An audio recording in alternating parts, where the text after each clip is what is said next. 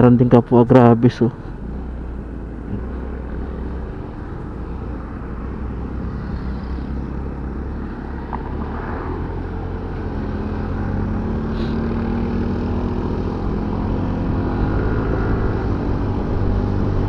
I-try ko tong i-try ko tong isagad kung ilan yung takbo nitong sagad. Kasi ito Mio Gravis 125. Tapos yung ano niya, yung gulong niya lahat 12.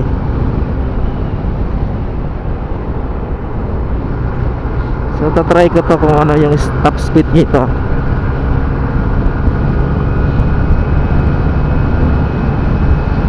Ang timbang ko nasa 80.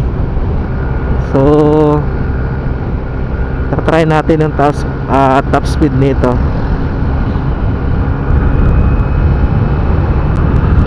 Hahabulin natin yung kapwa graphics natin. 98 palusong. Meron.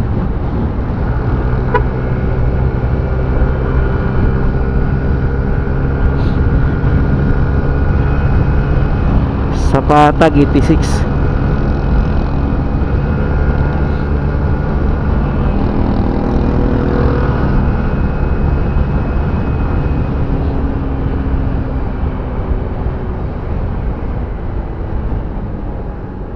Yun. Sana meron tayong kasabayan ngayon na 125. Merong Mio Gravis. Aray, di ko napansin yun lubak pala. Ay malalim, ano pala yun, nakaumbok.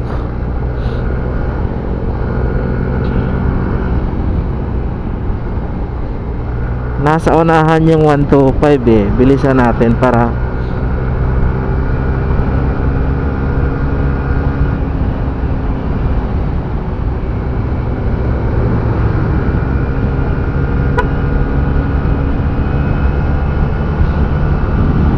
nawala bigla yung naka Mio Gravis. Alam ata yung nahabol ko siya.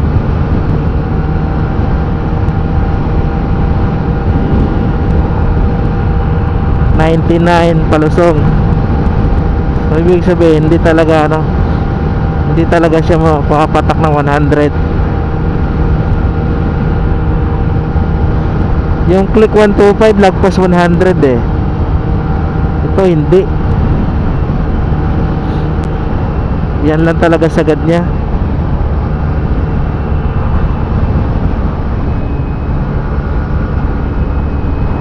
Siguro kulang to sa panggilid.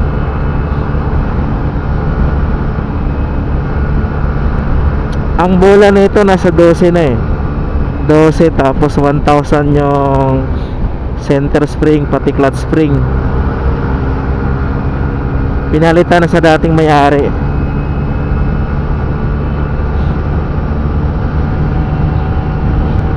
Mga mabilis-bilis yung mga nauna sa ating Gravis naglilimit siya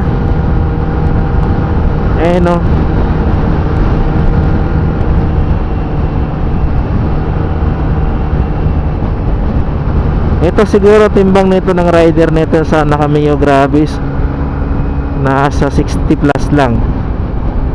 So titingnan natin ito kung same lang ba ng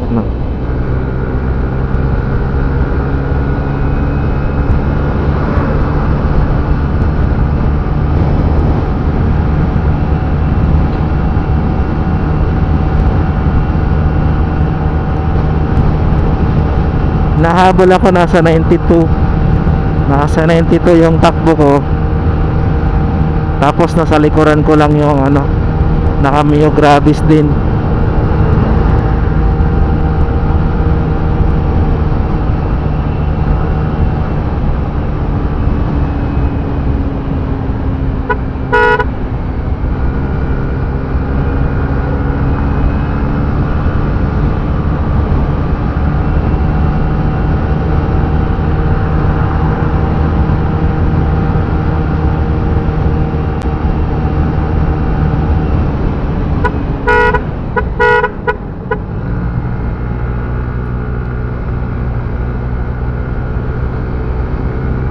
ganda ng busina nito.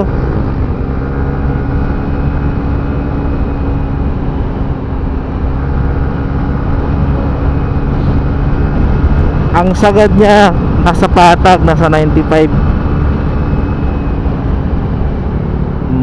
Di ko alam kung bakit eh. Siguro sa maliit ang gulong or kasi yung click 125 na sa pamangkin ko maalagpas ng 100 eh. Ito siya 125 din.